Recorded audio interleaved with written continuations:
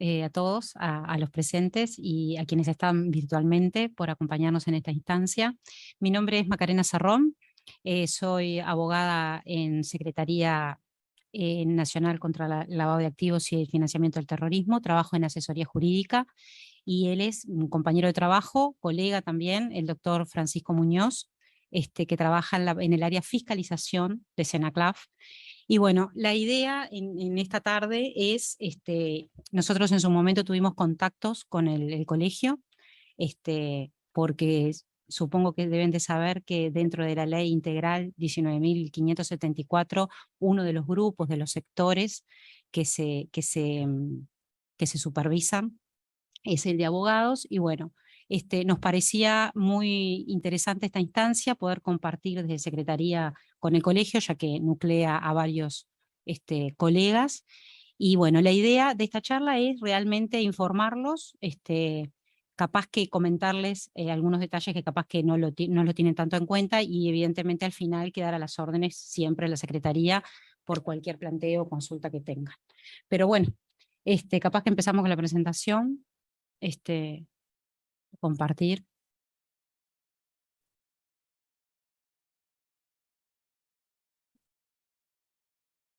la pantalla.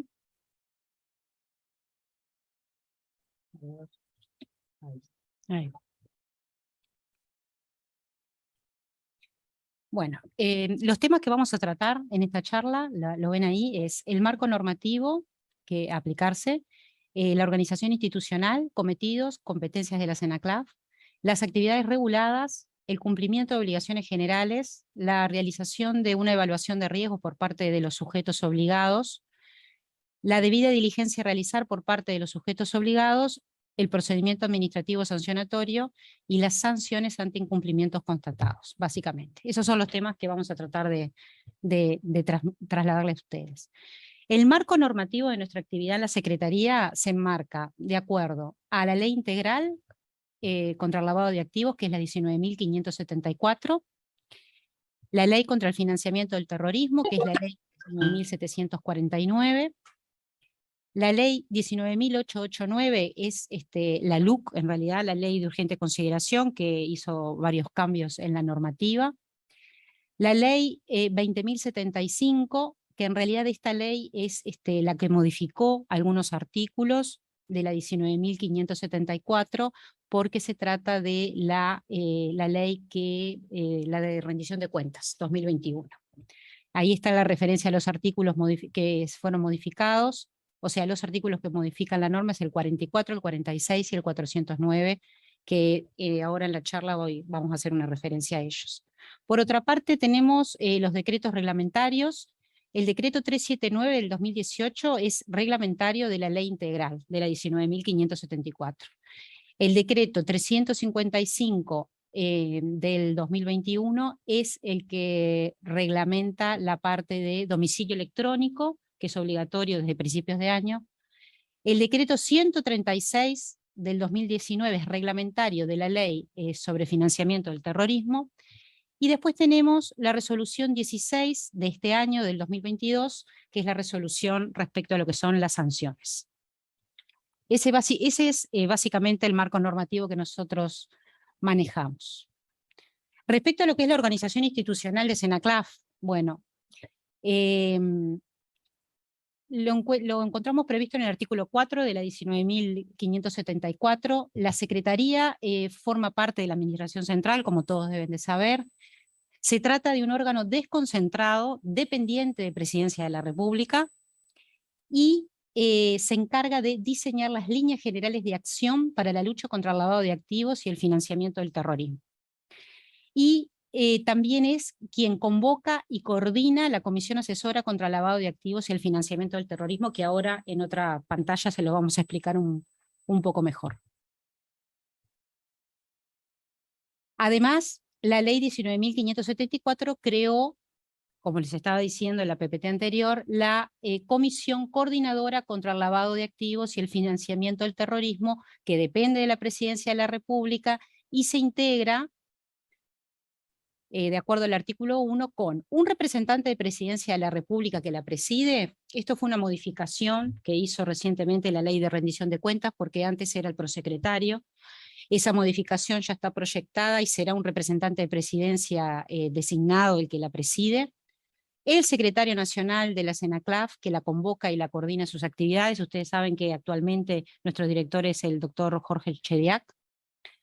El subsecretario del Ministerio del Interior, el subsecretario del Ministerio de Economía y Finanzas, también el del Ministerio de Defensa Nacional, Ministerio de Educación y Cultura, Ministerio de Relaciones Exteriores y el director de la Unidad de Información y Análisis Financiero del Banco Central del Uruguay y el presidente de la Junta de Transparencia y Ética Pública. O sea, esta comisión coordinadora del cual habla la ley y establece sus cometidos es como que la que nuclea el sistema preventivo que tenemos en el Uruguay. Eso es importante. Más allá de que la Secretaría es la encargada de plantear los lineamientos que les comentaba, pero la comisión es como que la que coordina todo el sistema y todos los representantes de los organismos.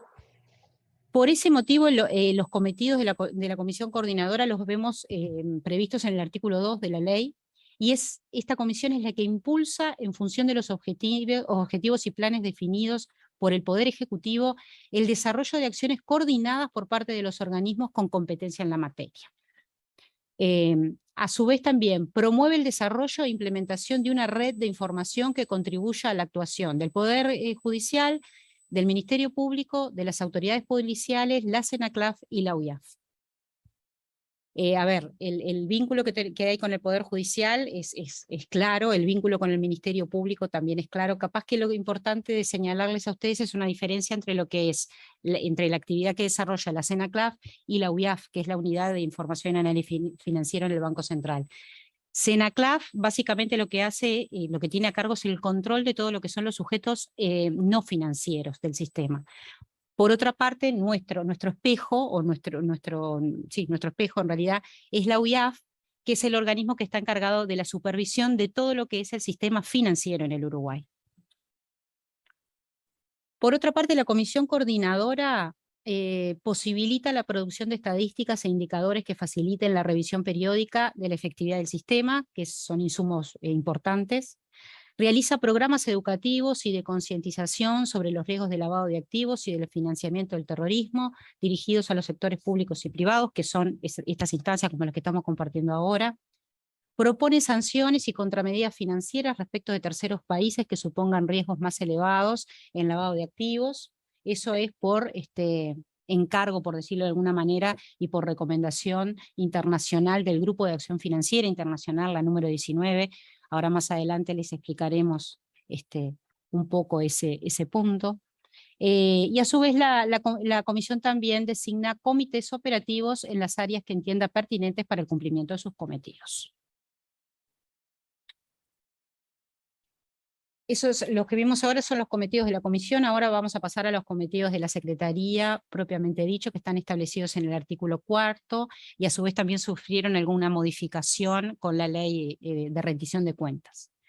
La Secretaría elabora y somete a consideración del Poder Ejecutivo políticas nacionales en materia de lavado de activos y financiamiento del terrorismo en coordinación con los distintos organismos involucrados.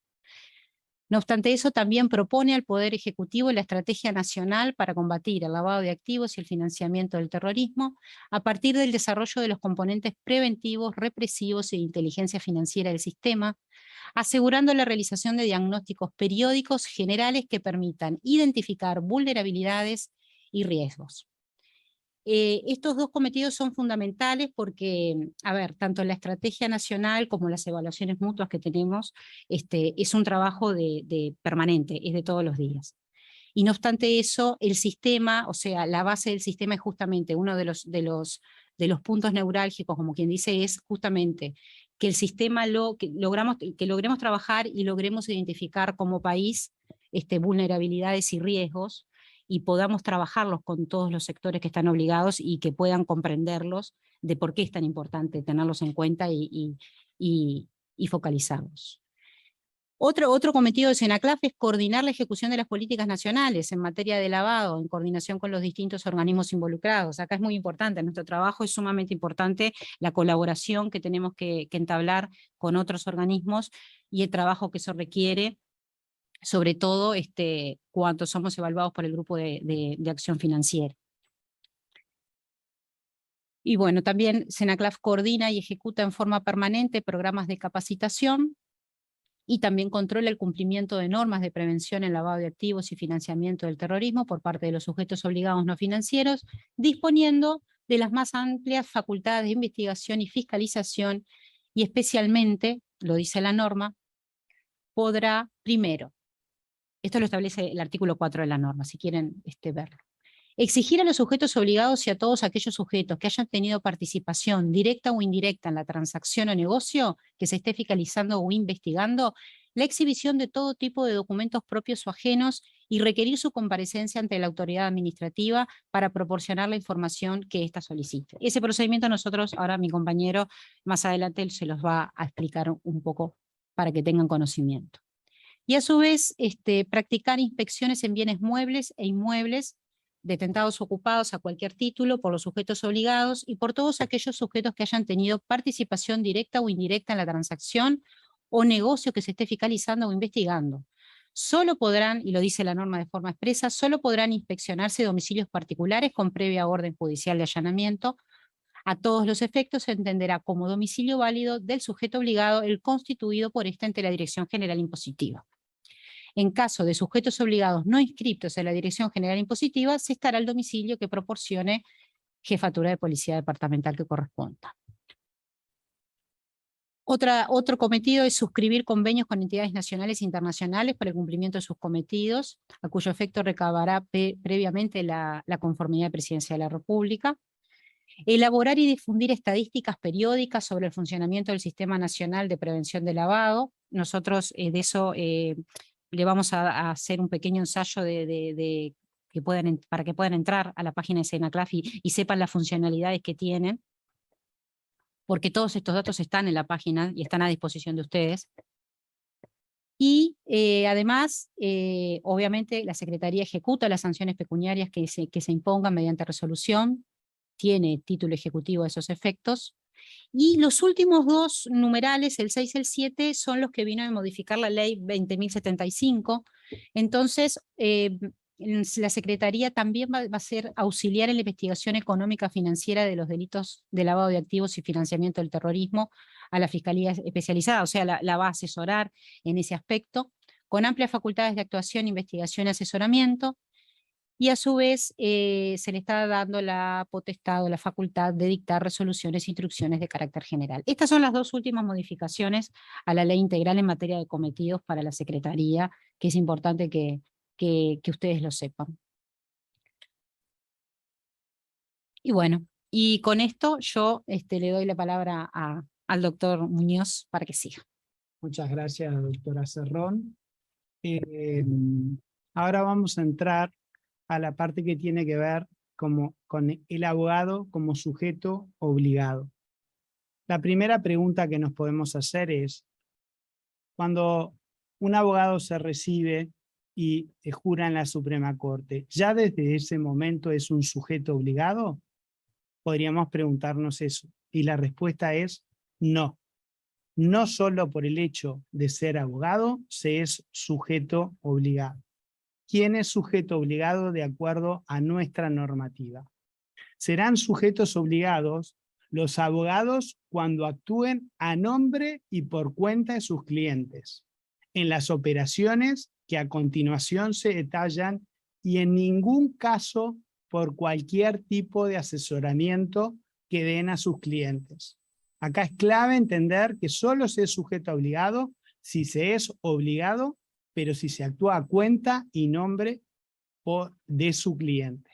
Si no se actúa a nombre y cuenta de su cliente, en las actividades que a continuación vamos a detallar, no se es sujeto obligado. ¿Y cuáles son estas actividades por las cuales el abogado que actúa a nombre y por cuenta de su cliente puede ser sujeto obligado? La primera son las promesas, sesiones de promesas o compraventa de bienes inmuebles. Es decir, de acuerdo a cómo está redactado la norma, cuando actúen los abogados a nombre y por cuenta de sus clientes en promesas, cesiones de promesas o compraventas de bienes inmuebles. Esto es importante señalarlo, el concepto de cuando actúen a nombre y por cuenta de sus clientes, porque en el caso de los contadores y de los escribanos, que por estas mismas actividades pueden llegar a ser sujetos obligados, no se establece que ellos tienen que actuar por cuenta y orden de sus clientes. Entonces, en el caso de los abogados, hay una limitación en cuanto a cuándo se es sujeto obligado, y es importante tenerlo en cuenta. En segundo lugar, cuando actúen a nombre y por cuenta de sus clientes, administrando dinero, valores u otros activos de sus clientes, excluyéndose los fondos recibidos para el pago de obligaciones tributarias o gastos similares que en este caso no serían sujetos obligados. Es decir, solo si actúan a nombre y por cuenta de sus clientes, administrando dinero, valores u otros activos del cliente, pero que no sean fondos recibidos para el pago de obligaciones tributarias o gastos similares. En tercer lugar, administración de cuentas bancarias, de ahorro o valores, siempre que lo realicen actuando a nombre y por cuenta de sus clientes, excluyéndose también en este caso los fondos recibidos para el pago de obligaciones tributarias o gastos similares, porque estos casos no se consideran actividades incluidas.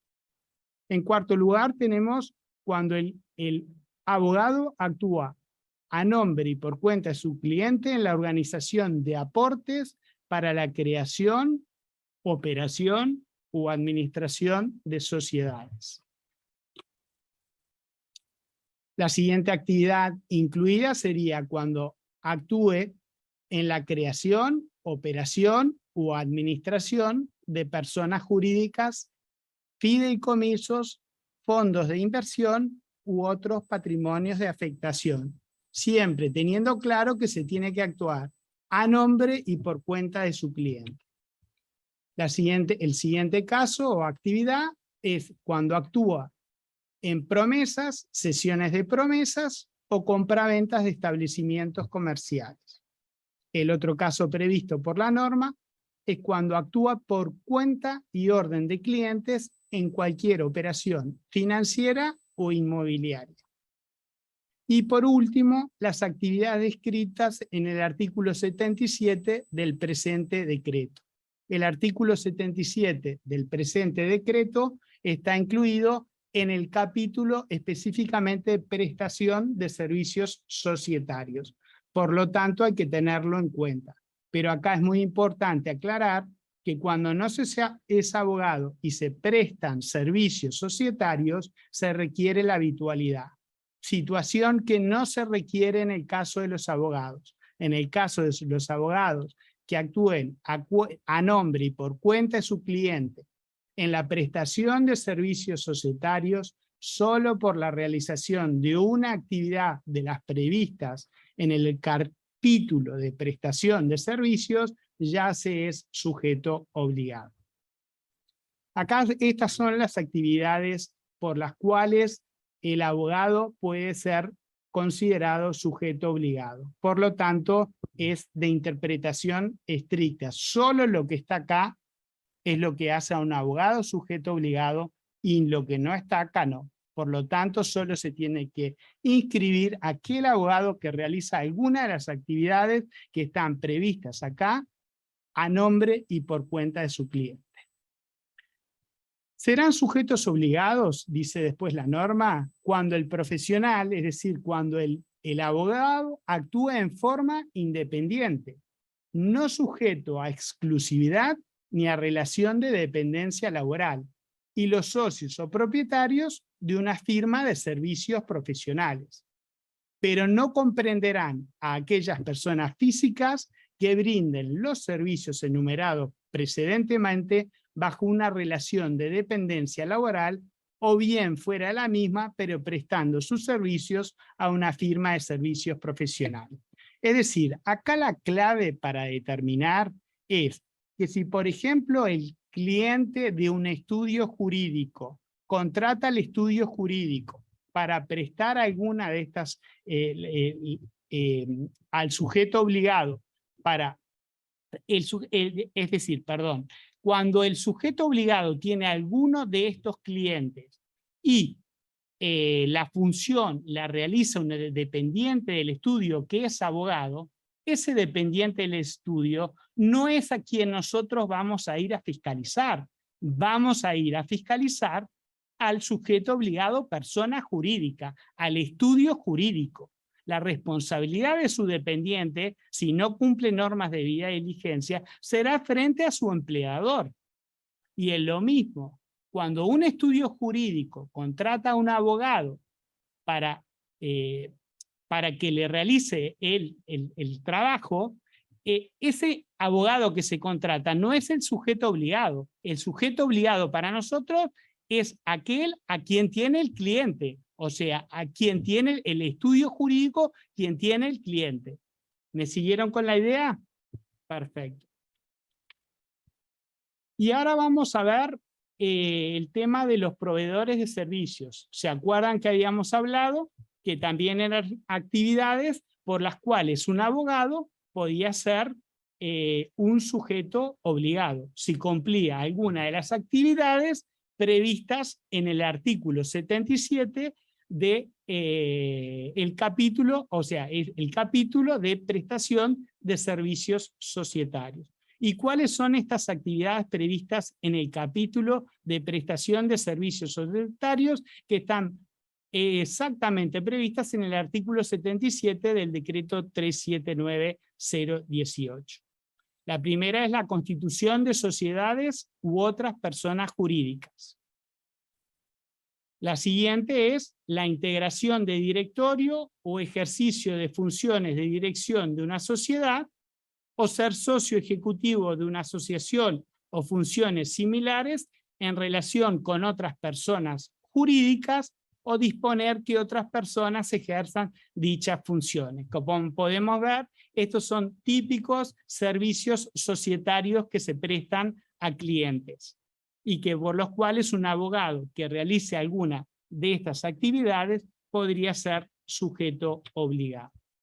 Facilitar un domicilio social o sede social de una sociedad, asociación o cualquier otro instrumento o persona jurídica, con excepción de que sea para un domicilio a efectos administrativos, tributarios, procesales y electrónicos en expedientes judiciales o similares. Es decir, que si se le presta a un cliente un domicilio social que no es para ninguna de estas finalidades que sea para constituir un efecto que tenga efectos administrativos, tributarios, procesales o electrónicos en expedientes judiciales o similares, se está prestando un servicio societario y por lo tanto se puede ser sujeto obligado. Otro caso es ejercer funciones de fiduciario en un fideicomiso o instrumento jurídico similar o disponer que otras personas ejerzan dichas funciones. Por otro lugar, ejercer funciones de accionista nominal por cuenta de otra persona, exceptuando las sociedades que coticen en un mercado reguladas y sujetas a requisitos de información conforme a derecho o disponer que otra persona ejerza dichas funciones, excepto la función de apoderado para una o más asambleas de accionistas. Este es otro caso en el cual se puede ser sujeto obligado porque se realiza para un cliente esta actividad. Y otro caso es la venta de personas jurídicas, fideicomisos u otros institutos jurídicos. Como mencioné, todos estos casos no se requiere habitualidad. Sin embargo, si una persona realiza estas actividades y no es abogado, sí se requerirá habitualidad. Por lo tanto, tengan presente que en el caso del abogado, solo con una de estas actividades de prestación de servicios societarios para sus clientes, se es sujeto obligado. Ahora, ¿qué es lo que vamos a ver? Vamos a ver el cumplimiento de las obligaciones generales que todo abogado que sea sujeto obligado tiene que cumplir frente a la SENACLAB. La primera obligación que podríamos decir está en el artículo 92 del decreto 379-018. Todo abogado que sea sujeto obligado deberá inscribirse en el registro de sujetos obligados que lleva la SENACLAB. Es decir, esa es una obligación genérica que tiene el abogado que sea sujeto obligado. En segundo lugar, otra obligación que podríamos llamar genérica es suscribirse al domicilio electrónico de la SENACLAB. Esto es por el decreto número 355 del 021. Todo abogado que sea sujeto obligado deberá inscribirse en el domicilio electrónico de la SENACLAB. Actualmente se siguen inscribiendo sujetos obligados que todavía no lo han hecho. El último plazo había vencido el 31 de mayo del 2021, pero nosotros estamos exhortando a todos los sujetos obligados que todavía no vienen hecho el trámite, que por favor presenten el trámite, porque es de interés nuestro que todos los sujetos obligados estén inscritos en el domicilio, suscriptos al domicilio electrónico. Otra obligación genérica que tienen los abogados como sujetos obligados es implementar políticas y procedimientos de debida diligencia para sus clientes, que les permitan obtener una adecuada identificación y conocimiento de los mismos. ¿Qué es esto de las políticas y procedimientos? Es básicamente un manual que el propio sujeto obligado elabore de cómo va a ser su procedimiento de debida diligencia cuando le viene un cliente. A partir de la normativa, él elabora un manual de procedimiento y es el que él mismo va a seguir cada vez que surja un nuevo cliente en su caso.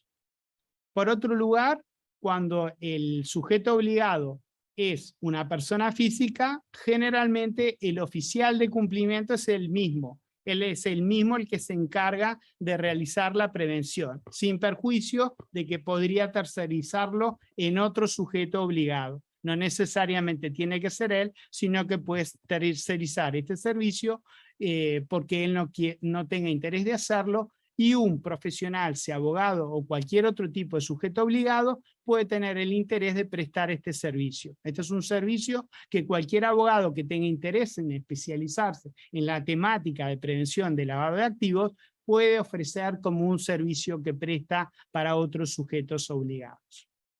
Sí, Capaz que en ese caso de la designación del oficial de cumplimiento es importante saber y discriminar de que cuando el sujeto obligado, sea el que sea, lo designa ese oficial de cumplimiento, no es el oficial de cumplimiento el responsable de cumplir con la normativa, sino que sigue siendo el sujeto obligado. Llámesele, por ejemplificarlo, si cualquier empresa decide por su organización o por su tamaño, en este caso, bueno, los abogados que realicen estas actividades, pero decide que otra persona haga esa tarea u otra empresa haga esa tarea, ahí lo que va a haber es un vínculo con un tercero, pero ese tercero, si bien va a tener que implementar las políticas y saber de la temática y estar empapado a los efectos de poder brindar el servicio que le están pidiendo, el responsable siempre va a ser el sujeto obligado en primer lugar, no el oficial de cumplimiento. Pero me parece importante hacer esa perfecto, referencia. es muy bueno el aporte, muchas gracias. Y siguiendo con el tema, en el caso de las personas jurídicas, obviamente los sujetos obligados que sean estudios tendrán que designar un oficial de cumplimiento y deberá labrarse un acta por el órgano directivo para que se establezca fehacientemente quién es el oficial de cumplimiento, que es el nexo que se tiene, por ejemplo, con la SENACLAB, es el nexo que tiene el sujeto obligado con la SENACLAB.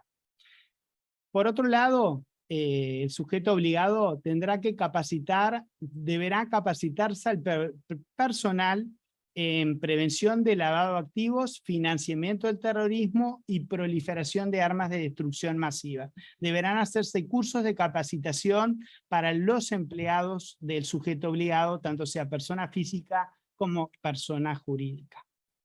Por último, tendrá que hacerse también por parte del sujeto obligado una conservación de los registros y la documentación respaldante de todas las operaciones realizadas con o para sus clientes por un plazo mínimo de 5 años después de terminada la relación comercial con ese cliente o de que concretada la operación ocasional si fue un cliente puntual. Esto está previsto en el artículo 15 del decreto 379-018. Por lo tanto, hay que guardar la debida diligencia realizado por todos los clientes por los últimos 5 años de la relación comercial.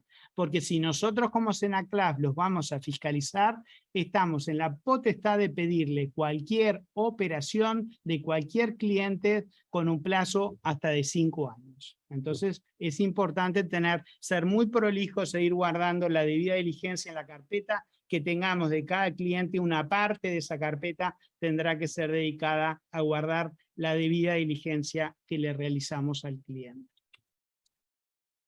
Y ahora pasemos a un tema que para nosotros desde fiscalizaciones es fundamental.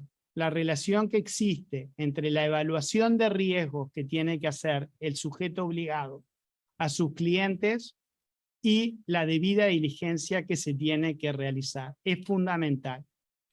Lo primero que hay que realizar cuando viene un cliente es la realización de lo que se establece en esta diapositiva, realización de una evaluación de riesgo por parte del sujeto obligado. ¿Qué dice?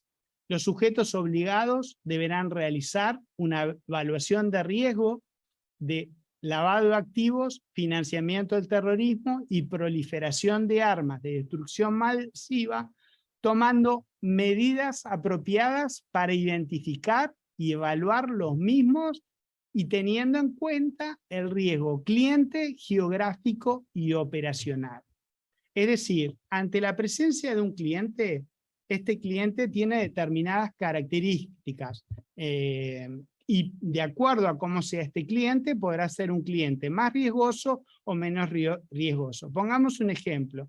Hablamos del riesgo geográfico. No es lo mismo un cliente del Uruguay que un cliente, por ejemplo, de Albania, o un cliente de Rusia. Podríamos considerar que algunas regiones geográficas de donde pueda venir nuestro cliente sean más riesgosas por la lejanía, porque esos países pueden ser puede ser un nivel de corrupción mucho más alto, y para eso nos basaremos en las listas que surgen y que son conocidas y que podrán ustedes acceder para saber de dónde procede. Por ejemplo, si es un cliente que viene de un país o una jurisdicción de baja o nula tributación, hay más riesgo que si es de un país que viene de un país que tiene un régimen tributario estándar y que no es de baja o nula tributación. Esto que estoy diciendo de la realización del análisis de riesgo es fundamental y es un paso previo a la debida diligencia. Cada vez que tenemos un cliente nuevo, tenemos que hacer un análisis de riesgo. ¿Para determinar qué? Para determinar si el riesgo de ese cliente es alto, si el riesgo de ese cliente es medio o si el riesgo de ese cliente es bajo. Y en función de eso es que será la debida diligencia que tengamos que realizar. Ante un cliente de riesgo alto tendremos que realizar una debida diligencia intensificada. Ante un cliente de riesgo medio, una debida diligencia normal, y ante un cliente de riesgo bajo, una debida diligencia simplificada. Para poder guiarnos en este tema de la evaluación de riesgo, yo creo que es importante tener en presente dos normas que yo considero fundamentales en el tema del análisis de riesgo. Estas dos normas son el artículo 17, inciso segundo, de la ley 19.574, en la redacción dada por el artículo 225 de la ley de urgente consideración. ¿Y qué nos dice básicamente esta norma? Si la operación o actividad se realiza, o sea, la operación o actividad que realiza el cliente que tenemos como sujeto obligado.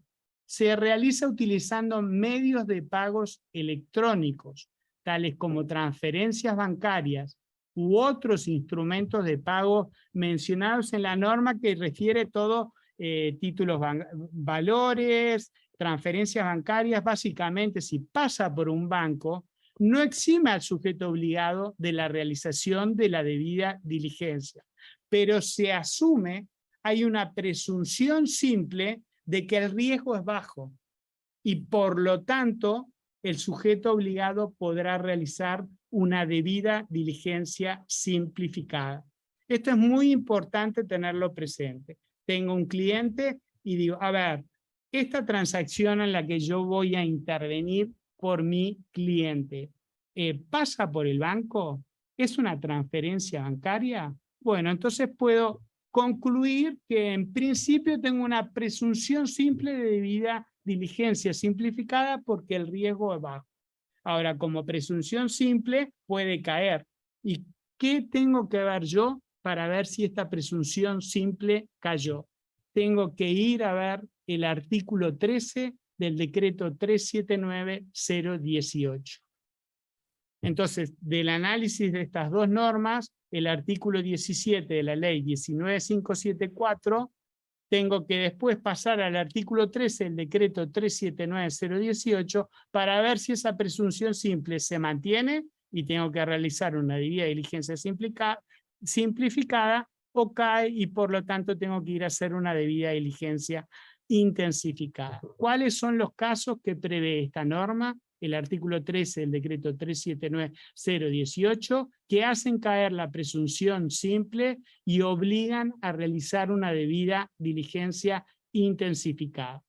En primer lugar, cuando las relaciones comerciales y operaciones con clientes no residentes provienen de países que no son miembros del GAFI o de alguno de los grupos regionales de similar naturaleza. Es decir, que si mi cliente no proviene de algunos de los países del GAFI o de los regionales, en el caso nuestro, nosotros formamos parte de GAFILAT, que es uno de los organismos regionales del GAFI, por ejemplo. Pero tenemos que ver, porque a lo largo del mundo hay organismos regionales del GAFI y por otro lado, algunos países directamente pertenecen al GAFI. O sea que si no se pertenece, el cliente no pertenece ni al GAFI ni a alguno de sus grupos regionales, tenemos que ir automáticamente a una debida diligencia intensificada. En segundo lugar, relaciones comerciales y operaciones con clientes no residentes que provengan de países sujetos a sanciones o contramedidas financieras emitidas por organismos como el Consejo de Seguridad de Naciones Unidas. Y ustedes me dirán, bueno, pero ¿dónde consigo esta información? En nuestra página web están las listas para que todos ustedes puedan acceder a ellas y ver si nos encontramos en esa situación. En tercer lugar, relaciones comerciales y operaciones con personas físicas o personas jurídicas residentes, domiciliadas, constituidas o ubicadas en países, jurisdicciones o regímenes especiales BOND, de acuerdo con la lista que emite la DGI. También esto, por más que es una lista que emite DGI, en nuestra página de SENACLAP se encuentra. Por otro lugar, operaciones que no impliquen la presencia física de las partes o de quienes los representan. Es decir, si estamos en una operación de nuestros clientes en donde no hay presencia física de las partes o de quienes los representan, cae la presunción simple y tenemos que ir a una debida diligencia intensificada. Por otro lugar, tenemos la utilización de tecnologías nuevas o en desarrollo que favorezcan el anonimato de las transacciones. Esto al día de hoy lo podríamos ver en la utilización de criptoactivos, ¿no? O sea, en aquel momento cuando se hizo la norma no se puso, pero creo que va dirigido hacia nuevas tecnologías o en desarrollo que, bueno, los criptoactivos o criptomonedas pueden favorecer el anonimato de las transacciones. Por otro lugar, cae la presunción simple de riesgo bajo y por lo tanto de debida diligencia simplificada si nuestro cliente es un PEP, si su cónyuge, concubino o sus parientes por consanguinidad u afinidad hasta el segundo grado, así como los asociados cercanos a ellos o cuando estos sean de público conocimiento y quienes realicen operaciones en su nombre. En todos estos casos que está la presencia de un PEP, es nuestro cliente, debemos ir a la debida diligencia intensificada. Negocios en que se utilicen cuantías elevadas de efectivo. Otro caso más en donde tenemos que ir a la debida diligencia intensificada. Cuando nuestro cliente es una persona jurídica con acciones al portador, en el caso que existan dificultades para identificar el beneficiario final a través de información incluida en un registro oficial. Nuestro cliente además puede ser una persona del exterior, como ya vimos, y bueno, pueden ser de una jurisdicción en donde todavía sigan existiendo las sociedades con acciones al portador y sea muy difícil saber quién es el beneficiario final, quién es el titular del paquete accionario. En todos esos casos debemos ir a una debida diligencia intensificada. Otro caso más, cuando nuestro cliente es un fideicomiso cuya estructura aparente es ser inusual o excesivamente compleja. No todo fideicomiso nos lleva automáticamente a una debida diligencia intensificada, sino solo cuando en el caso de los fideicomisos nos encontramos con estructuras que son bastante o excesivamente complejas, que entonces ahí nos hace, ante la duda, vamos a ir a una debida diligencia intensificada. Otro caso más son relaciones comerciales que se realicen en circunstancias inusuales conforme a los usos y costumbres de la respectiva actividad. Es decir, si nos llama la atención por lo inusual de las características de nuestro cliente y del tipo de operación en la cual quiere que intervinamos, eso nos tiene que prender las alarmas y hacer ir a una debida diligencia intensificada. Y por último, como criterio residual, y que es importante que tengan presente, otras situaciones que conforme al análisis de riesgo que ustedes hacen, resulte ser de mayor riesgo y por tanto requiera la aplicación de medidas de debida diligencia intensificada. El consejo es, ante la duda, ante alguna sospecha, hagan una debida diligencia intensificada. Y si al hacer una debida diligencia intensificada, que significa recabar más información de ese cliente, porque debe ser más completa las preguntas y la documentación que le pidamos a ese cliente, ustedes siguen con dudas, ahí tenemos que ir directamente a un reporte de operación sospechosa ante el Banco Central y no tenemos que dejar de hacerlo.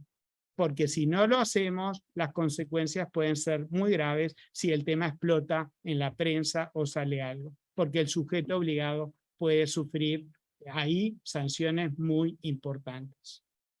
Ha pasado. Bueno, entonces analizamos la primera pata del tema, que era el análisis de riesgo en este tema. Determinamos qué riesgo tiene nuestro cliente. Hicimos jugar estas dos normas que nos ayudan bastante para poder determinar si el riesgo es alto, medio o bajo. Y entonces a partir de ahí ya estamos en condiciones de saber si la debida diligencia nuestra tiene que ser simplificada, normal o intensificada. Porque hicimos jugar básicamente dos normas. El artículo 17 de la ley 19.574 en la redacción de la LUC y el artículo 13 del decreto 379-018. Con el juego de esas dos normas estamos en condiciones de saber cuál es el riesgo de nuestro cliente, básicamente, y poder ir a la debida diligencia. Y ahora nos vamos a adentrar en cuáles son la información que tengo que pedir y la documentación respaldante en los casos que corresponda. En los casos vamos a empezar por la debida diligencia simplificada. Está prevista para los abogados en el artículo 45 del decreto 379-018. Y empecemos con un cliente nuestro que es una persona física. ¿Cuáles son los datos identificatorios que le tengo que pedir? Nombre y apellido completo, fecha y lugar de nacimiento, documento de identidad y domicilio. Le podré pedir la fotocopia de la cédula de identidad para acreditar esto, una constancia del pago de alguna cuenta para acreditar el domicilio, para quedarme más tranquilo. En segundo lugar, deberé determinar si el cliente actúa a nombre propio o de un tercero. ¿Y esto cómo lo hago? Le tengo que preguntar al sujeto obligado. ¿Cómo va a actuar? ¿Hay un tercero o no lo hay? Y en este último caso, si me dice que hay un tercero, debo verificar la representación e identificar y verificar la identidad de este tercero. Después, debo identificar al beneficiario final de la operación y tomar medidas razonables para verificar su identidad. Esto de acuerdo a lo que dispone el artículo 11, literal C, del decreto 379-018, tales como la obtención de una declaración por escrito del beneficiario final. Yo le pregunto quién es el beneficiario final y me dice el beneficiario final es tal persona, y entonces tendré que obtener una declaración por escrito de ese beneficiario final que firme que él es el beneficiario final. Y por último, en el caso de que nuestro cliente sea una persona física y tenga que hacer una debida diligencia simplificada, deberé verificar las listas confeccionadas en función de las resoluciones del Consejo de Seguridad de Naciones Unidas que se emitan sobre la materia, puestas a disposición en la página web de la CENACLAV, conservando la documentación respaldante.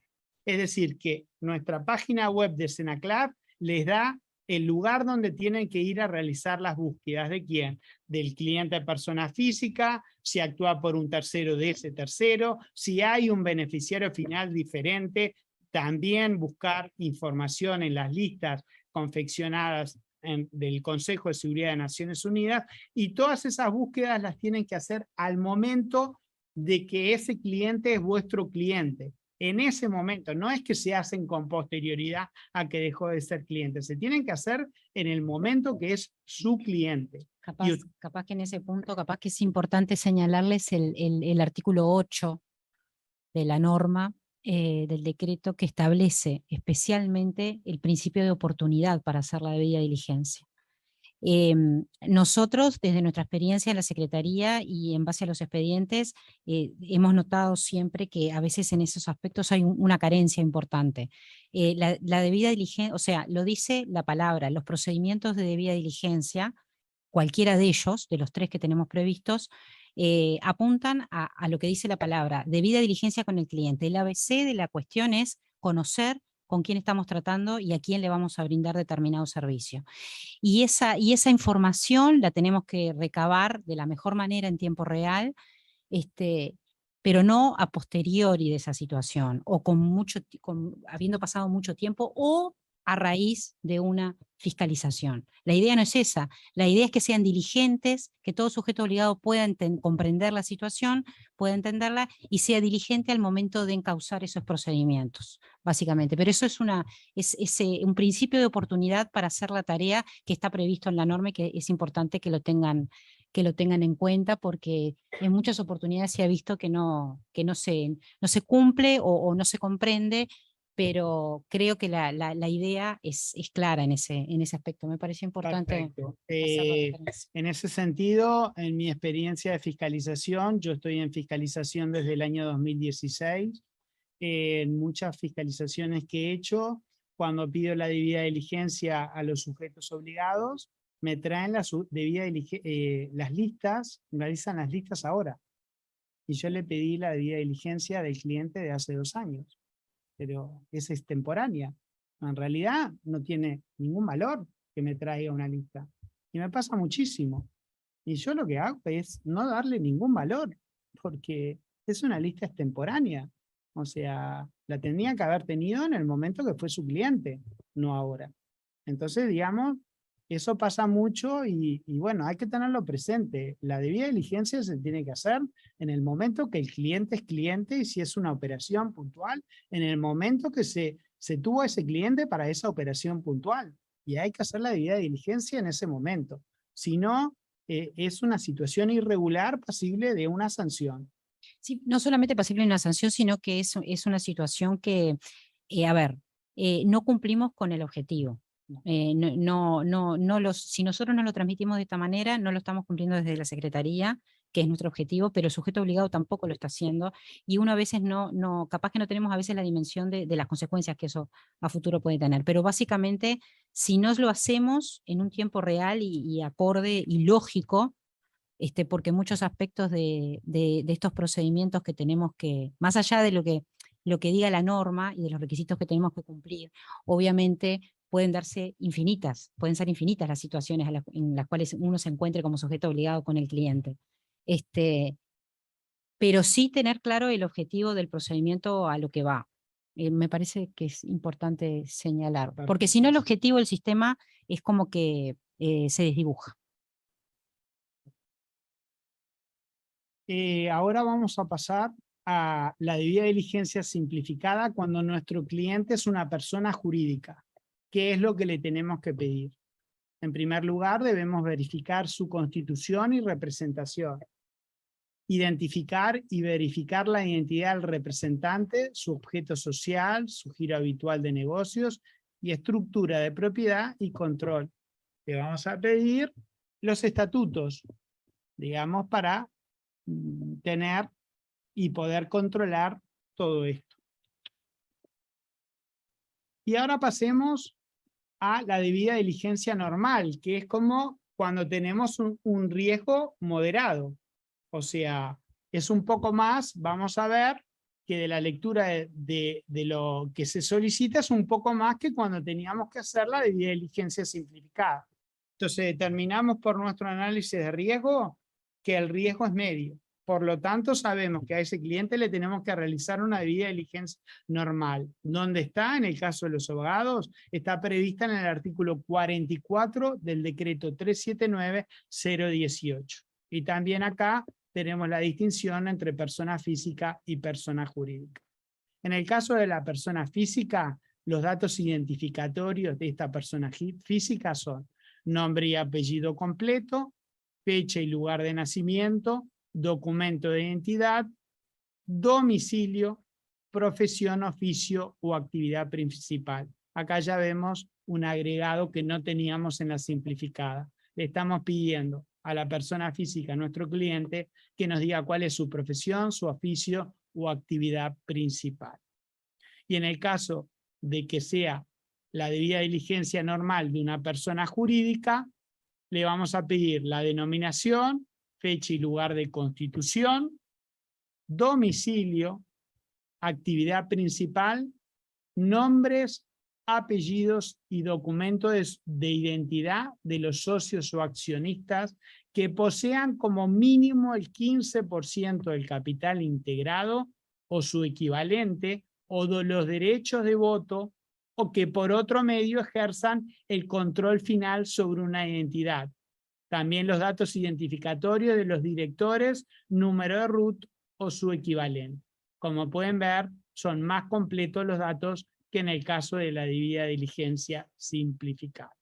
Además, deberemos pedir documentación que acredite la representación de la sociedad, identificación de representante, sea persona física o persona jurídica el representante.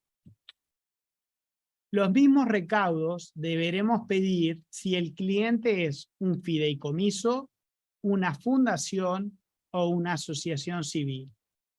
Para el caso de que los clientes sean fideicomisos, fundaciones o asociaciones civiles y no tengamos que realizar una debida diligencia intensificada, la norma dice que se cumplirá pidiendo una carta del administrador del fideicomiso o patrimonio de afectación independiente declarando que realizó satisfactoriamente los procedimientos de debida diligencia, debiendo establecerse el origen de los fondos aportados, así como el beneficiario final.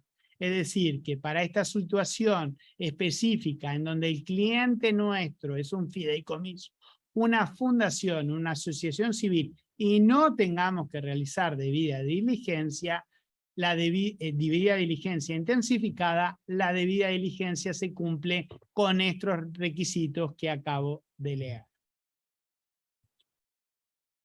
Sigamos, estamos en debida diligencia simplificada y en el caso de esos, estamos en debida diligencia normal porque el riesgo era medio y para el caso de que el cliente sea una sociedad constituida en el extranjero, que no haya constituido representación en Uruguay y que además no desarrolle su objeto en forma habitual en el territorio de la República, se deberá requerir certificado de vigencia de la sociedad cuya expedición, fecha de expedición, no podrá ser mayor a 90 días, el que podrá ser emitido por el registro público correspondiente o el agente registrado de la sociedad que se trate o similar, admitiéndose la opinión legal de un estudio jurídico.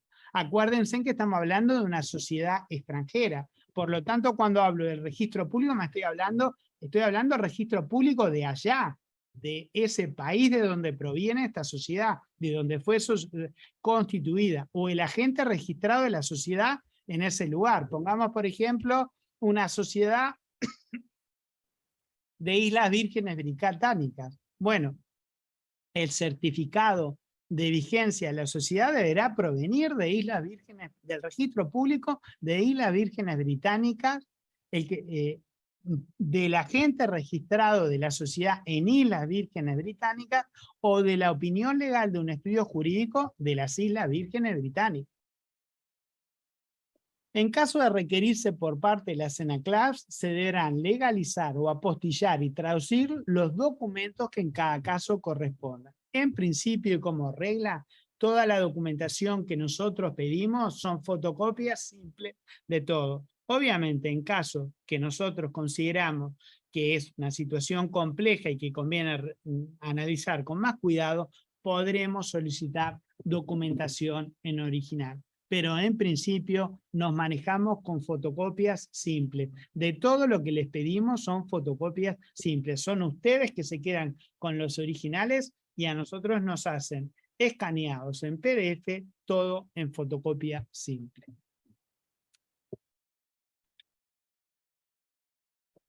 Tanto para personas físicas como para personas jurídicas, acuérdense que seguimos en la debida diligencia normal, de riesgo medio, se deberá determinar si el cliente actúa a nombre propio o de un tercero, y en este último caso también deberemos verificar la representación e identificar y verificar la identidad de esa tercera persona. Identificar también al beneficiario final de la operación y tomar medidas razonables para verificar su entidad, tales como la obtención de una declaración por escrito del beneficiario final.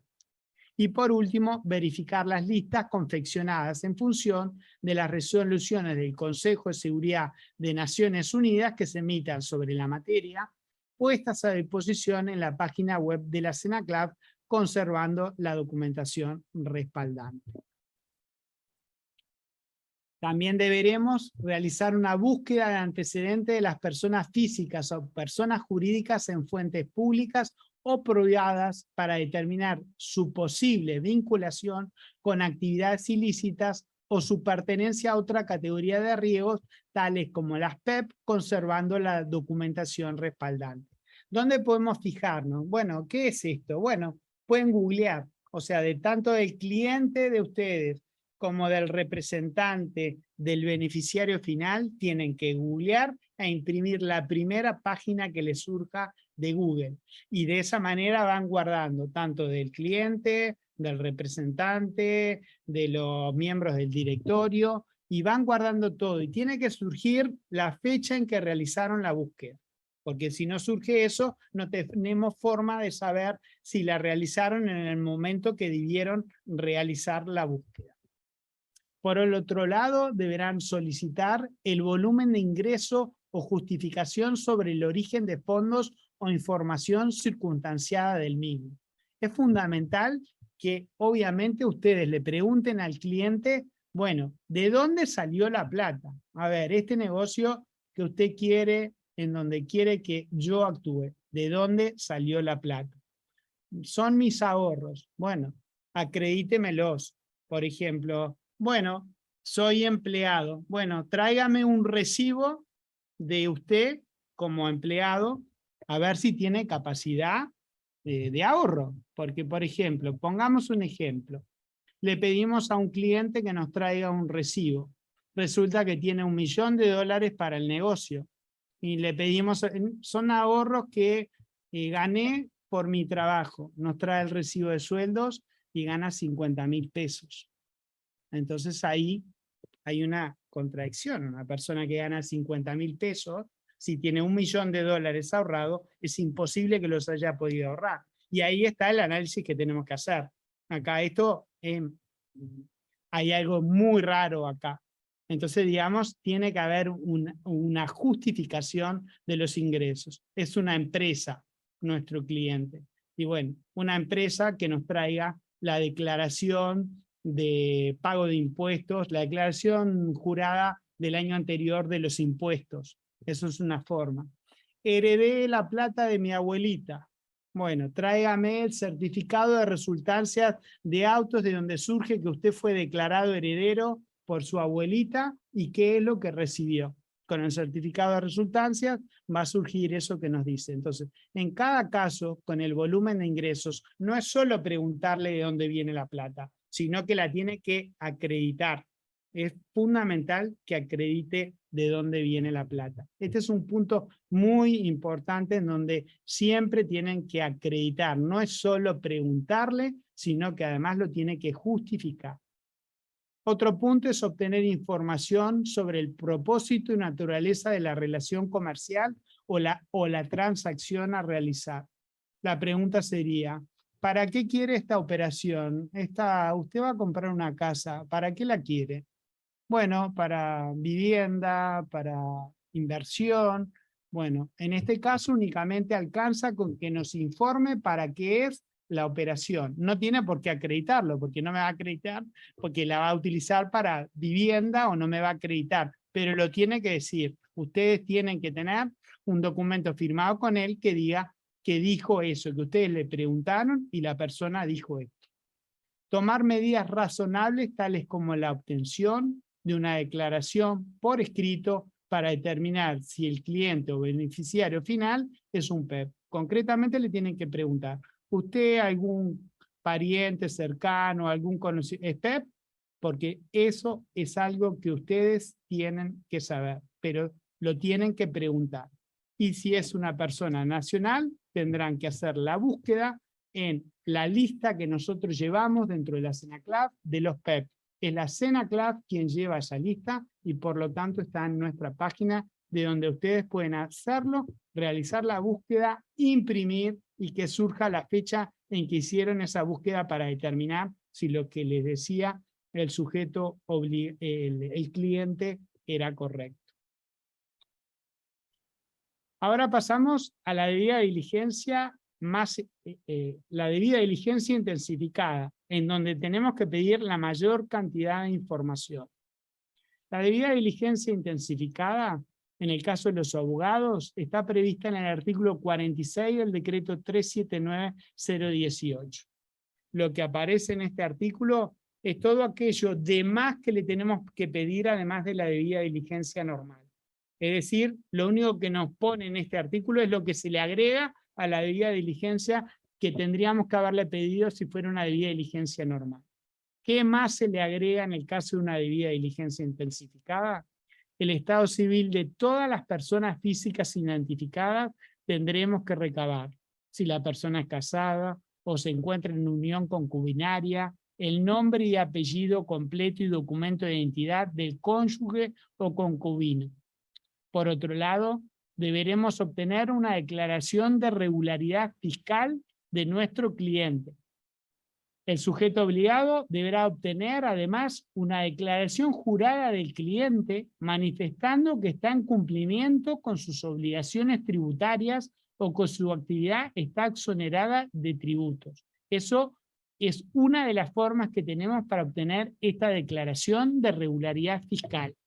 Que él firme una declaración jurada diciendo que está en cumplimiento con sus obligaciones tributarias o que su actividad está exonerada de tributos. Pero también lo anterior se podrá acreditar mediante la presentación de copias de las declaraciones juradas presentadas ante la Administración Tributaria, con una constancia emitida por la Administración Tributaria, que establezca que el cliente se encuentra al día con sus obligaciones tributarias.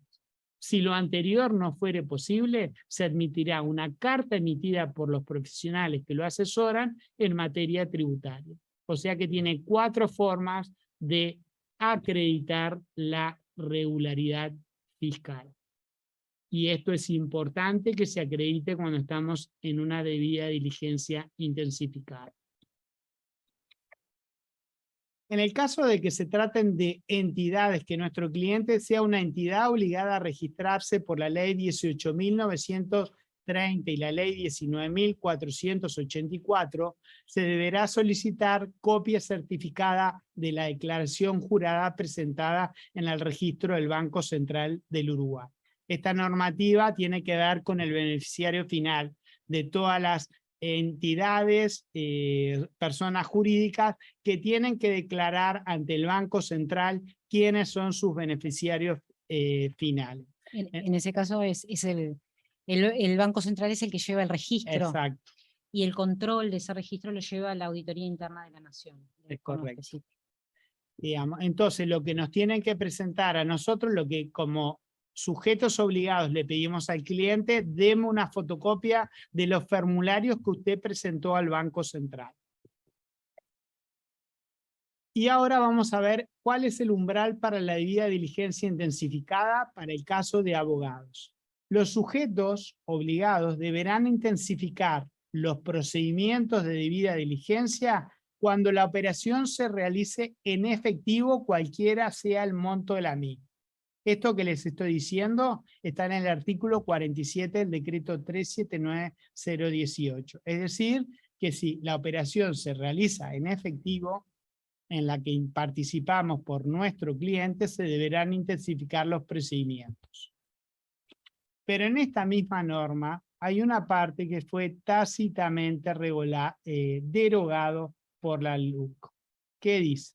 El referido artículo se encuentra parcialmente derogado en forma tácita en virtud de lo dispuesto por el inciso segundo del artículo 17 de la ley 19.574 en la redacción dada por el artículo 225 de la ley 19.889 en la parte que establece que se deberá aplicar debida diligencia intensificada para transacciones que se realicen utilizando instrumentos bancarios cuando el monto sea superior a US$300.000 o su equivalente en otras monedas. ¿Por qué? Porque se acuerda que de acuerdo a lo que se establecía en la LUC, cuando el monto de la operación pasaba a través de los bancos, la debida diligencia tenía una presunción simple de debida diligencia simplificada. Por lo tanto, tácitamente esta parte está derogada por la LUC y no se aplica. No es que por encima de $300.000, si pasa por los bancos, tendremos que ir a una debida diligencia intensificada, sino que acá, a partir de la LUC, rige la presunción simple de debida diligencia simplificada. Y acá terminamos la parte de debida diligencia que hay que realizar. Y lo que más me importa, y lo vuelvo a reiterar, es la relación que existe entre análisis de riesgo y debida diligencia. No se puede hacer una debida diligencia si previamente no hicimos un análisis de riesgo. En nuestras experiencias como fiscalizadores, lo que hemos notado que de 100 casos que fiscalizamos, 90 nos traen la debida diligencia y no nos traen el análisis de riesgo. Y eso nos hace ver que no se está entendiendo cómo funciona el sistema. No se puede hacer una debida diligencia si no se sabe cuál es el riesgo, porque es a partir del análisis de riesgo que podremos determinar el tipo de debida diligencia. Entonces, ¿cómo puede ser que de 100 casos, 90 no nos traigan el análisis de riesgo? Por lo tanto, tenemos que, cuando realizamos la fiscalización, determinar nosotros cuál es la debida diligencia que debió haber realizado. Generalmente, muchas veces no la realizó correctamente, debiendo haber hecho una debida diligencia intensificada y realizó una debida diligencia normal, y por lo tanto tenemos que anotar una cantidad de incumplimientos en el informe de fiscalización. No se está entendiendo el sistema cómo funciona. Por lo tanto, este tema es fundamental entenderlo correctamente. Ahora vamos a hacer un breve pantallazo de cómo es el procedimiento administrativo sancionatorio. No tiene demasiado complejidad, se basa básicamente en el procedimiento administrativo previsto en el decreto 500/991. Lo primero que hay es dos modalidades de fiscalización, lo que llamamos fiscalización in situ o fiscalización extra situ. La fiscalización in situ es la que realizamos directamente ante el sujeto obligado en sus oficinas. Es una fiscalización directa en donde tomamos contacto directo con el sujeto obligado. La fiscalización extra situ es que la que realizamos a través del domicilio electrónico que el sujeto obligado estableció ante la Senaclab. Entonces, esa fiscalización, la extra situ, se hace todo a través de correo electrónico y no se hace presencialmente. Entonces tenemos dos modalidades de fiscalización, in situ o extra situ. Habiendo explicado que la extra situ es toda por correo electrónico, me voy a basar a explicarles la in situ. Lo primero que se realiza cuando se va a la oficina del sujeto obligado es solicitarle la debida diligencia y también, obviamente, el análisis de riesgo que realizó. Lo que se hace básicamente es, bueno, le voy a pedir todas sus operaciones que intervino para sus clientes por el periodo tal, que podrá ser 1 año, podrá ser 2 años, y me tiene que mandar todas las operaciones que realizó. De esas operaciones, el equipo de fiscalizador selecciona 2, 3, 4 operaciones y le dice, bueno, de estas 2 o 3 operaciones, usted tráigame la debida diligencia que realizó de su cliente y el análisis de riesgo correspondiente. Una vez que nos trae toda la documentación, que generalmente la manda por correo electrónico en PDF, que es la forma más práctica para realizarlo, nosotros hacemos el informe de fiscalización. Ese informe de fiscalización determina cuál es la documentación que trajo, determina cuál es la debida el análisis de riesgo, si fue correctamente realizado, cuál es la debida diligencia que debió realizar, y en función de eso ve cuáles son los incumplimientos que tuvo. Y eventualmente, a partir de esos incumplimientos, sugiere una sanción para el sujeto obligado. O si realizó correctamente, vamos a suponer que realizó correctamente, sugiere el archivo de las actuaciones. Una vez que hizo su informe, el equipo de fiscalización pasa para asesoría jurídica para que realice a su vez, a partir del informe de fiscalización, el informe de la asesoría jurídica. Supongamos que hay incumplimientos detectados. Entonces lo que se le da al sujeto obligado es una vista previa con plazo de 10 días. Se dicta una resolución dándole la vista previa con plazo de 10 días y se le notifica de esa vista para que él que tenga la posibilidad de presentar sus descargos, proponer prueba y que se diligencie la misma de haberlo así solicitado. En caso de haberse propuesto prueba de diligenciar, se diligenciará la misma. Una vez diligenciada la misma, o no habiéndose diligenciado la misma, generalmente si no se diligenció la misma va directamente para asesoría jurídica. Pero si se diligenció prueba y se evacuó vista, se hace un nuevo informe de fiscalización, es decir, el expediente pasa de nuevo al informe a los fiscalizadores para que ellos determinen si la evacuación de vista que realizó levanta alguna de las observaciones que el equipo de fiscalización había encontrado. Luego del nuevo informe de fiscalización, se pasa para asesoría jurídica, que hace un nuevo informe, y si se mantuvieron los incumplimientos o alguno de ellos, se dicta una resolución por el jerarca de la Senaclab estableciendo una sanción. se le notifica al sujeto obligado de la sanción y tiene 10 días corridos para interponer los recursos administrativos correspondientes y luego de vencidos los plazos, habiendo la administración resuelto los recursos o no habiéndolo resuelto dentro del plazo de los 200 días, porque son el recurso de revocación y jerárquico, tendrá el sujeto obligado la posibilidad de presentarse ante el Tribunal de lo Contencioso Administrativo dentro del plazo de 60 días de haber sido notificado de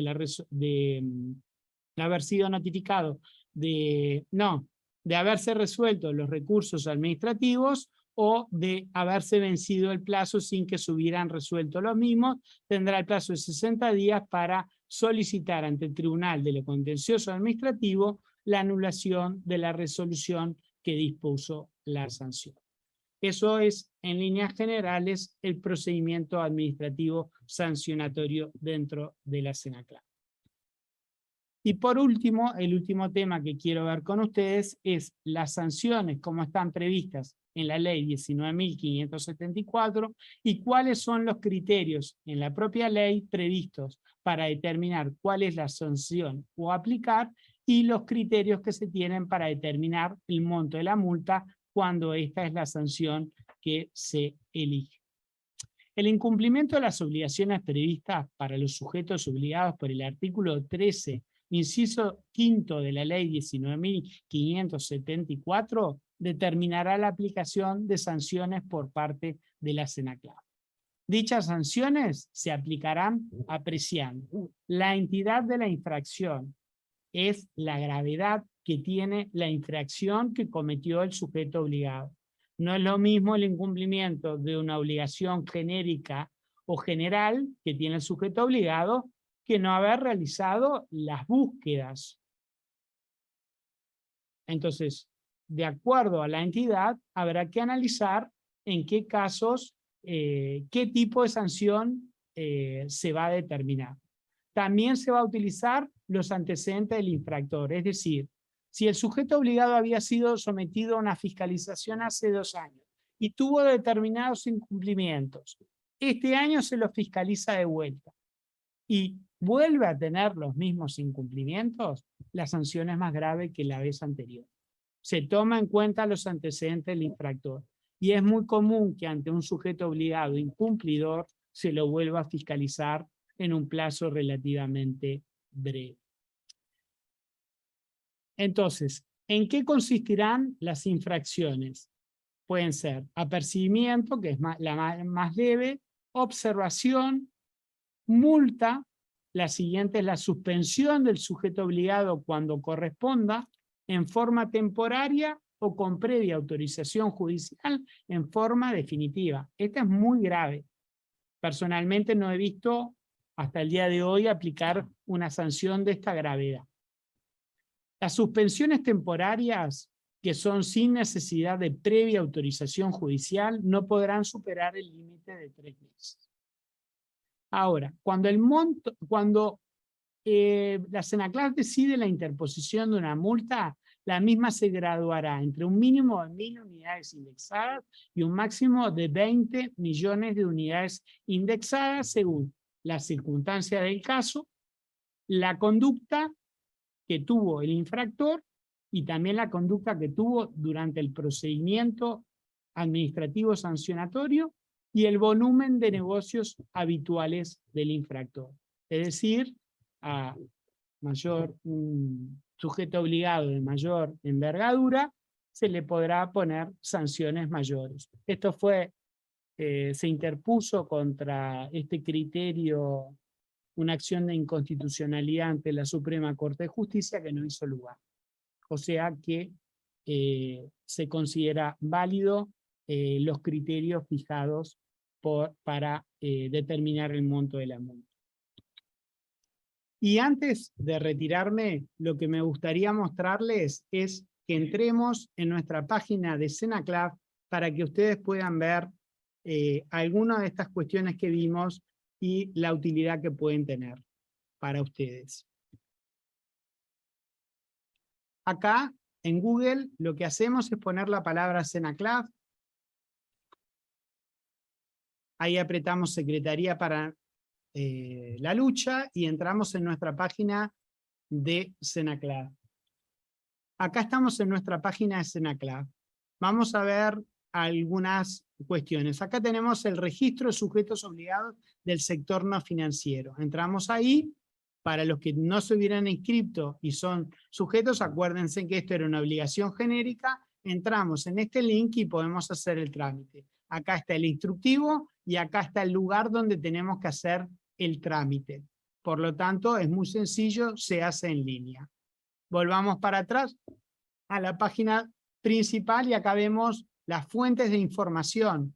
¿Dónde buscamos? No, me tengo que comprar el WordCheck o tal otro programa, pero salen carísimos. No, nadie les pide que compren nada. Entran acá y acá están todas las listas donde tienen que realizar las búsquedas. Acá tenemos la lista de PEP, como pueden ver. Acá tenemos las listas del Consejo de Seguridad Nacional. Entran acá y realizan las búsquedas. Acá tenemos la lista de países no cooperantes del GAFI. Acá tenemos la lista de países de baja o nula tributación, que se la solicitamos siempre a la DGI. Siempre están actualizadas las listas. Y siempre están actualizadas. Y si no estuvieran actualizadas, eso no es su responsabilidad. Ustedes entran en estas listas, utilizan estas listas, y si no resulta que la Senaclad, será responsabilidad de la Senaclad. Pero ustedes imprimen la información que surge de nuestra página de Senaclad.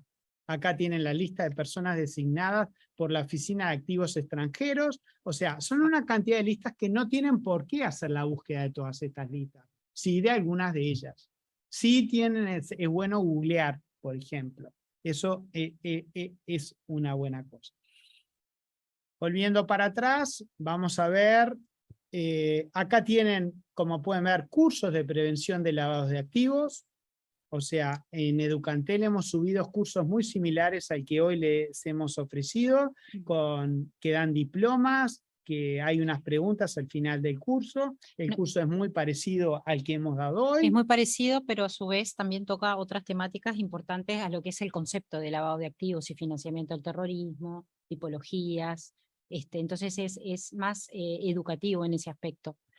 Nosotros acá lo que tratamos de hacer es de por lo menos dar una charla informativa, de que ustedes tengan el ABC de la cuestión. Y también tienen acceso a estos cursos, más allá que hay muchos cursos que se dan. Pero en la página de Senaclad están estos colgados y bueno, y tienen una línea más educativa en ese sentido. Y nuestro curso es gratuito. y aparte es gratuito. Eso es importante. Sí. Y acá esto es fundamental, las guías o formularios para la debida diligencia. Esto los guía, no es obligatorio, pero ustedes cuando van a realizar una debida diligencia tienen que bajar el formulario. Hicieron el análisis de riesgo, determinaron que era una persona jurídica, el cliente es una persona jurídica, ya lo sé, y es debida diligencia intensificada. Bueno, vamos a ver el formulario, qué dice que le tengo que pedir, qué información le tengo que pedir y todo. Y ahí van contestando directamente. Vamos a buscar el formulario para la persona jurídica cliente y que es de debida diligencia intensificada. A ver, ahí están acá tenemos por sector de actividad. Sector de actividad. En el caso de ustedes, entran en el de abogados, acá adentro, y acá vamos a buscar, mi cliente es persona jurídica y es debida diligencia intensificada. A ver dónde lo tengo. Ah, mira, acá lo tengo, vamos a abrirlo. A ver qué dice esto, a ver si vale la pena tener esto o no. Lo abrimos. Y ustedes frente al cliente le van a preguntar estas cosas. Las que surgen de este formulario, que no es obligatorio, pero es una guía para facilitarles su trabajo. Ven acá, datos, persona jurídica, entonces le empiezan a preguntar, bueno, páseme la denominación, nombre, RUT, documento de identidad. ¿Lo están pudiendo ver?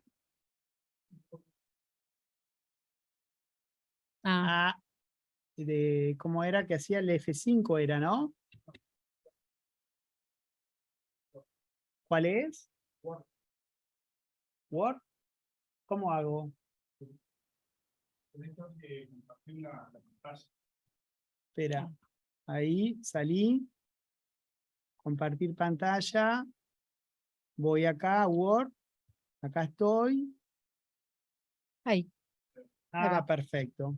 ¿Ven el formulario? Esto los va guiando. Este formulario en realidad no es obligatorio, pero es sumamente útil. Porque aquí ustedes saben y no se van a olvidar de nada de lo que les pide en todos los datos, datos de la persona jurídica, si actúa a nombre propio o de un tercero, el beneficiario final, búsquedas de antecedentes, lista de consejos de seguridad y ahí está el propio link. Entonces, imprimen esto y con esto ustedes le van haciendo las consultas. Una última cosa que les quería decir es que el universo dentro de los abogados de sujetos obligados, como les dije, por el hecho de que se actúa a nombre de un tercero y por cuenta de ese tercero, hace que sea muy acotado. Pero sin embargo, yo creo que es una fuente de trabajo muy importante porque se puede ofrecer este trabajo a otros sujetos obligados que no lo quieren realizar y por lo tanto todo esto ustedes lo pueden ofrecer si se especializan con esto, manejándose con estos conceptos básicos que hemos manejado, pueden ofrecer directamente a sus clientes realizarle o la debida diligencia o ser oficial de cumplimiento. Y bueno, es otra fuente más en la cual uno puede tener una fuente de ingreso. Conozco profesionales contadores, escribanos, que están ofreciendo este servicio y bueno, y creo que es muy bueno. Y en ese sentido, bueno, les queremos agradecer. Esperemos por lo menos haberles transmitido los conceptos fundamentales de esta temática que puede desarrollarse mucho más, pero que en la charla de hoy quisimos dar conceptos básicos que les puedan servir. Capaz que reiterar que además de lo que les mostró Francisco en la página, también tenemos la opción de consultas, de que ustedes realicen consultas directamente a la SENACLAB. Hay un grupo de funcionarios que está dispuesto para eso y en la medida que la vamos recibiendo y lo más prontamente posible se van respondiendo, pero hay una funcionalidad que es la de las consultas que, bueno, que la tienen a disposición y la pueden. Siempre que nosotros el requisito que tenemos en la Secretaría es que quien plantee la consulta sea sobre un hecho real, capaz que adelante alguna fundamentación de la posición que puede tener, porque puede tener un pensar propio en ese aspecto sobre lo que está preguntando, pero bueno, es una vía más, un canal más de comunicación que tenemos y bueno, y siempre estamos a disposición para lo que se necesite. Así que, bueno, muchas gracias. muchas gracias.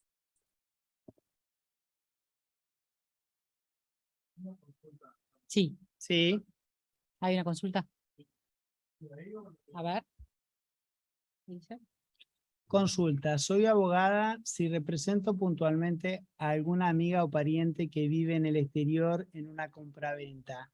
¿Soy sujeto obligado?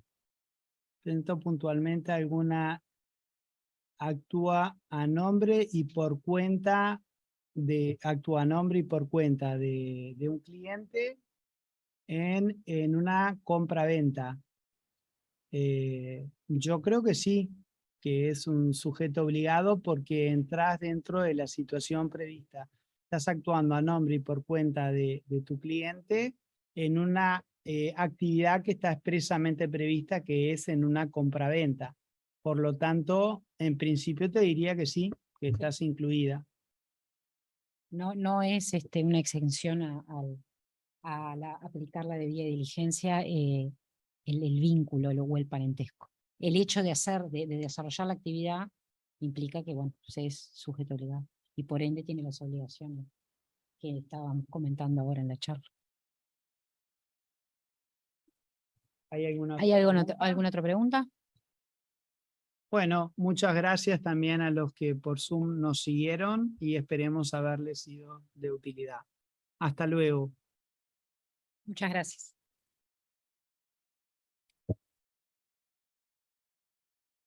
A ver, salimos.